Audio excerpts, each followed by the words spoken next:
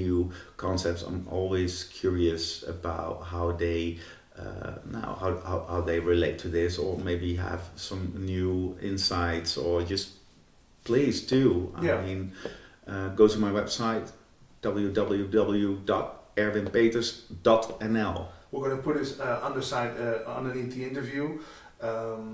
Thanks again for this nice talk. For our Dutch audience, there's also a talk in Dutch we did some time ago.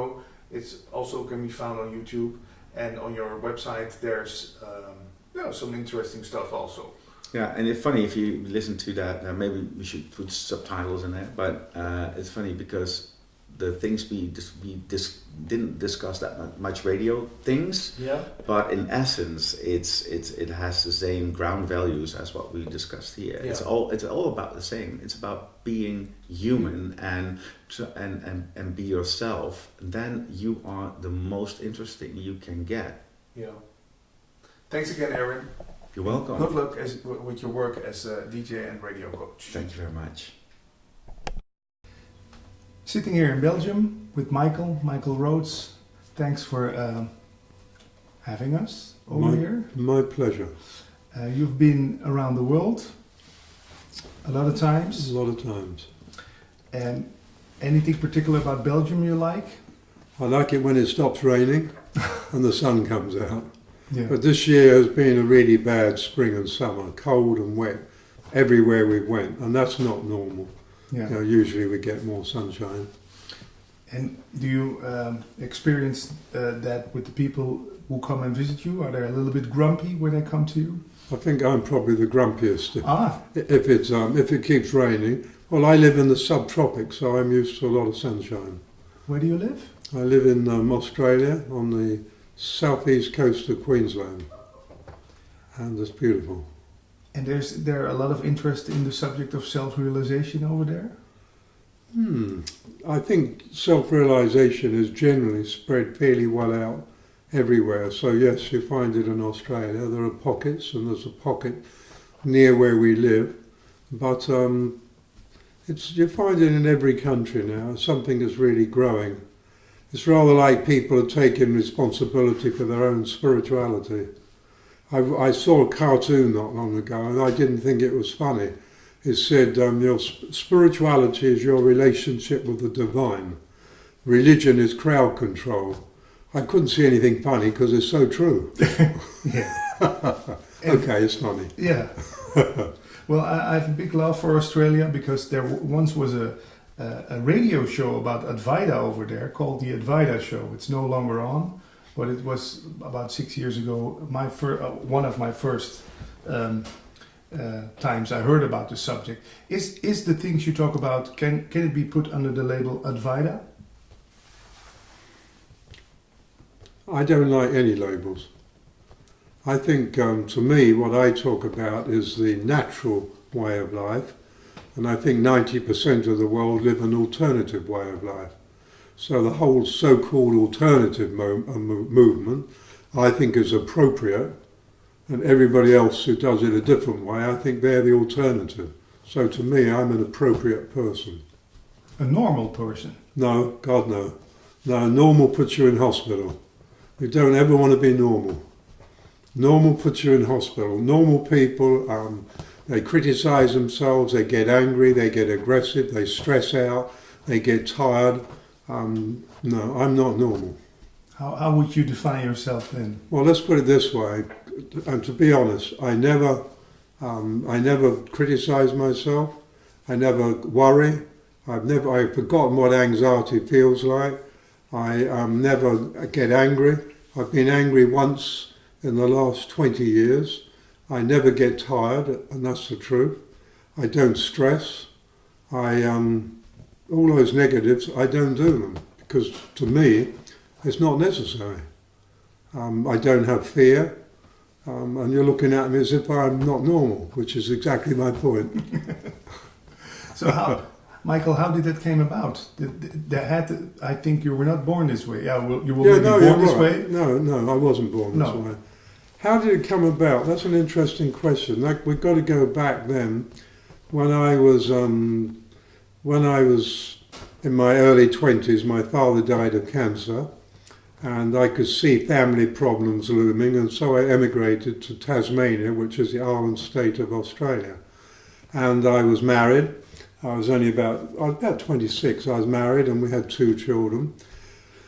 And while I was there, I continued my career of farming. I'd always worked for my father, but I wanted to be a beef farmer, but economic circumstances forced me to be a dairy farmer. And then I began to notice that the way I farmed didn't really work all that well. But then I modelled myself on the local farmers. And so then, because I wasn't a local, I began to think about things a bit more.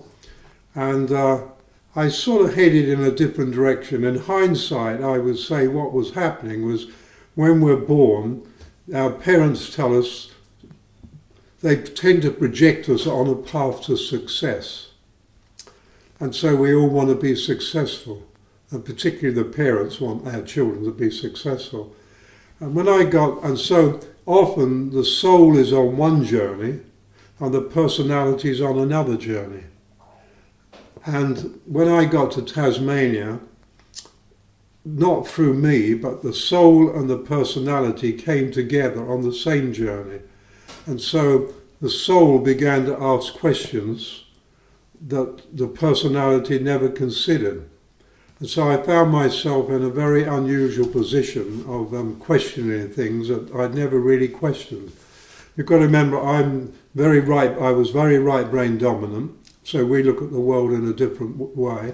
I left school at 14, and so I had pretty low self-esteem, thinking I was not educated properly, which in fact I wasn't. And so I slipped through the net of normality quite early. I was a tadpole that got away. And so in Tasmania, things went along, but when I was 34, 35, I came out of the house one morning, and it was about 20 minutes to 5, ready for my milking. And I'd made a roundabout. We had 4 children by now, and I'd made a roundabout, just a small one. I jumped on it, and as I spun around, I thought to myself, so why am I milking cows? Because I really like cows, but I hated milking. And it came to me immediately that fear cracks the whip, and I bend over and milk cows, and I didn't like the answer. So I thought, so how have I ended up in this situation? Here I am a hill farmer in Tasmania. How did this all unfold? And I wasn't really sure. I sort of thought to myself, I seem to be a victim of circumstances. Why would the circumstances put me this direction? Why would they make things come this way? And so then I thought, so where am I going in life? And I thought, well, I don't know really where I'm going. Where have I come from? And suddenly this question wasn't biological. Where have I come from? I don't really know. And then the big one hit me, and it hit very, very hard. And I'd never even considered it until that moment. So who am I? And I thought, wow, who am I? And that really hit me. And so I went back into my late wife, and I said to her, she said, what are you doing back indoors? I said, I had this question, who am I? And she said, I've been thinking things like that lately. I said, well, you know what, I want to know. I'm Aries, we don't mess around. It took me 15 years to find out, but that 15 years took me away from farming. It took me right around Australia in a caravan with the 4 kids and the wife, and I started a community based on the Findhorn community in Australia. And then in Findhorn community, I started a similar one. And that took me out of that, and gradually I realised this is my journey. And so in that journey, I began the transformation of my life. I didn't follow anybody, I read a lot of books, but there were many key incidents that took place. One of those, for instance, when my oldest son was about 12, I took him to a speed reading course. And I sat outside because as a farmer in Tasmania at that stage, it was a struggle. It was seriously struggling. There were economic reasons. And the guy came out and said, well, why don't you do it? I said, well, quite honestly, I can't afford it. He said, oh, no problem. He said, we'll trade. And my low self-esteem, I said, well, what can I trade you with? He said, can you teach me self-sufficiency? I said, yeah, I can teach you that. And so I went in, and to keep it short, I became the star pupil. In 8 weeks of speed reading, I was so far ahead of the others. And at the very end, when there was a test, you know, all the others were teachers, apart from my son and I looked like I probably weighed 20 kilos more than I weigh now. I looked like I'd just climbed out of the wrestling ring. And they were very affronted that I had beaten them so thoroughly in a final test. So we did another final test because they thought I cheated. I still haven't worked out how you could have cheated, but anyway. So I did a bit better that time, and then they gave up on it. But that did something for me. I thought, my God, these are all teachers, and I've just beaten them completely in this. And so there are a number of incidents like that, but we had to read a book, speed read a book, and it was called Psycho-Cybernetics by Maxwell Maltz, and who was one of the first plastic surgeons. So you say to him, my nose is bent, this is ruining my life. And he'd say, no, you're ruining your life, but your bent nose has nothing to do with it. You're blaming that. And so he would happily straighten it, but he would say to him, it's nothing to do with your bent nose. Today they don't have that sort of ethics. But Maxwell Maltz did have. He's one of the earliest ones. And so he talked about all the boxes people are in. And I realised, oh my God, I am in so many boxes. Boxes of beliefs, boxes, my parental boxes, my school boxes, your peer group boxes, my own created boxes, boxes and boxes. So I decided I'm coming out. It took me a long time, but eventually, if there's any more boxes, which there probably is, I can't see them. And so my life was not so much about making money. To be successful, right-brainers couldn't care less. And it's just not my way of thinking. And but I wanted to know who I am, and it took me 15 years, and then I found out. And that 15 years was a downhill journey of sickness and suffering and pain. And people have read my books, and I've got about 15 out there. They sort of know that I've. My classroom was the hard knocks of life. Yeah. Some teachers say, without crisis, no awakening. Do you agree? I went through crisis. I went through a very powerful crisis. In fact, I was about 2 days off death. And instead of the body died, identity died. I mean, I play identity. You know, if I go to the Netherlands and they say, well, who are you? If I tell them, well, I'm a magnificent, metaphysical, multidimensional, immortal being of love and light, they'd probably say, well, we have a little room for people like this. And so I wouldn't get into the country. Yeah. So I play the identity game, but it's not really who I am. No, but that identity can become quite a burden for you. Not for me, but it's a burden for most people, because every time the body dies, there's the opportunity to let go of identity. But that identity ego holds on, and so when we incarnate again, we immediately establish another identity and go straight back into the same illusion. Yeah. You know, I don't live in the illusion. It's like you walk in a dream awake. Before the interview started, we chatted a little bit about your age. You look like, let's say, 60, 65. You're very kind. The same I had with Eckhart Tolle when I met him. How come it looks like the clock stopped? Yeah, actually, in many ways, the biological clock stops. And I haven't met Eckhart, but I can absolutely believe, because to me he's absolutely one of the enlightened people. And what happens is, I have unconditional love for myself. Unconditional. Mm-hmm. So I never criticize, never judge myself, never look in the mirror, I'm not good enough. I did 49 years of that, because I went through my spiritual enlightenment at about 49 years of age, 49 and 3 months. And so I never do any of that. And I love my body. I talk to my body. I talk to the cells of my body. And it tells me what I need to know, how to look after it. And only just recently I realised that I need to bring the body in line with my fairly high state of consciousness. And so now I've taken scat out of my diet. Scat is sugar, coffee, alcohol, tobacco. Well, tobacco went out 50 years ago. Alcohol, I've never really been into it. Well, that was easy. Coffee, I liked my coffee. Yeah. So I haven't had a coffee in 3.5 months, and I won't drink coffee again. Sugar was the tough one, because I could honestly say I was a chocoholic.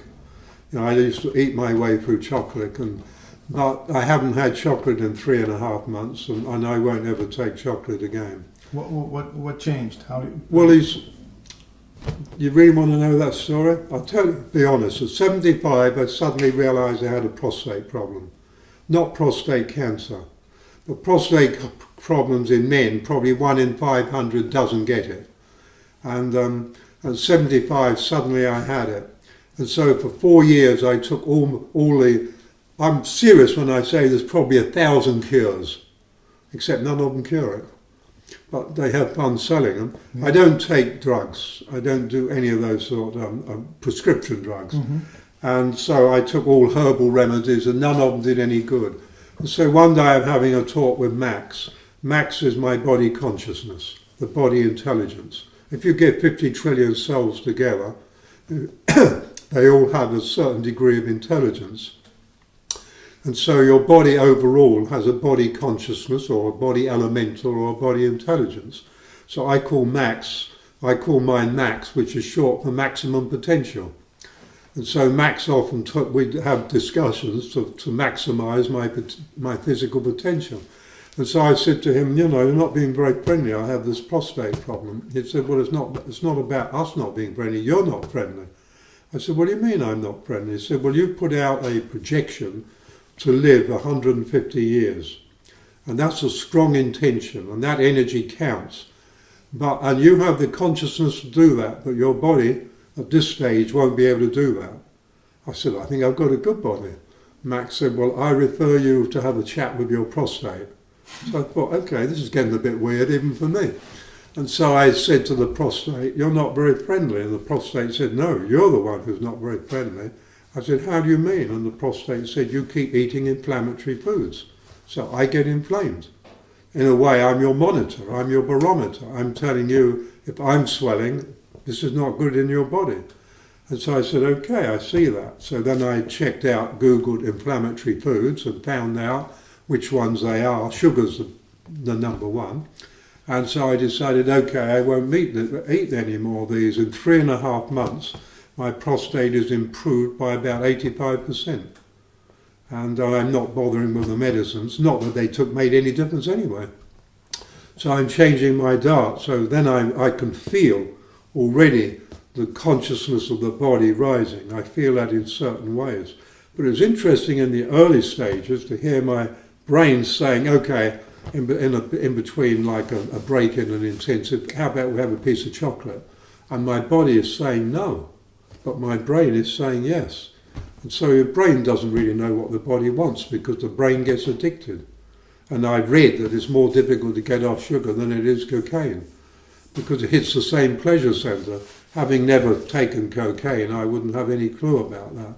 But I haven't really found it a great problem at all. Certainly I use willpower, but now I hardly need to. That's interesting what you say. So it's not the body that gets addicted to stuff like that? It's the brain? It's definitely the brain with things like that. The body can get addicted because if you eat junk food, gradually your body gets more and more acid. And that acidity creates and maintains a certain microbiotic culture in your body that wants more acidity.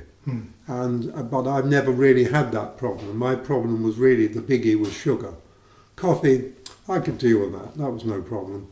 And so now the body's going through changes, and I'm really, really aware of that. I can feel it happening in me. And so, you know, the sort of youth is the fact that when you live more in the moment, if you're in the moment entirely, you're out of linear time, because linear time's never in the moment. The moment is spherical time. And so as you live more and more in the moment, you never worry, you never stress, you never criticize, you never get angry. They consume your energy, and they age the body. Particularly, I mean, they really age the body.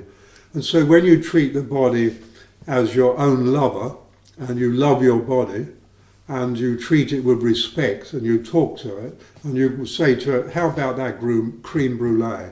And your body quietly says, not a good idea. Then you eat it, and about 3 o'clock next morning you find, yes, that was right, not a good idea. Yeah.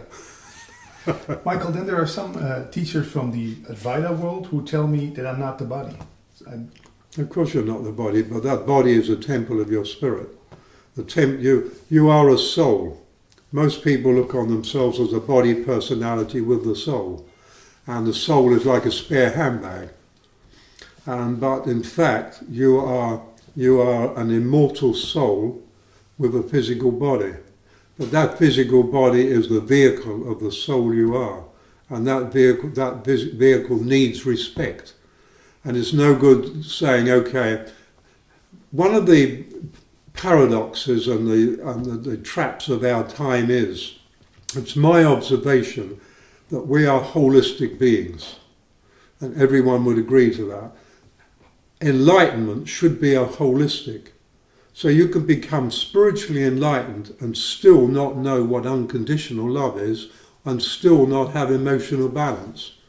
I could name a few who've been there and are now gone, but I won't do that. It's not necessary.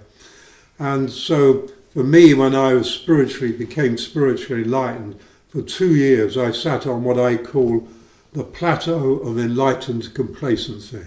And there was a few others up there, but it was a bit boring. And so I thought to myself, I think I'll come down. And then I came down and realised, okay, well the truth is I've just left kindergarten. Now I'm enlightened, I've left kindergarten. So now I'll go into junior school. So I put myself into junior school. Senior, you don't do senior in this reality at all. You move into another realm. And so I consider today I'm in 5th year junior school. I have no idea whether I'll reach 7th school. I don't try to do anything. I love being me, and that seems to be enough. So enlightenment is the beginning. It's not an end point. It's not an end point at all. And the people who make the jokes, this is it, this is the end, have never been enlightened. But then I moved on, and I continued on, and I came to the point of unconditional love. And unconditional love was more powerful to me than just enlightenment. Unconditional love, I was consumed with love for myself. I realised I loved all humanity. Quite honestly, that's why I do what I do.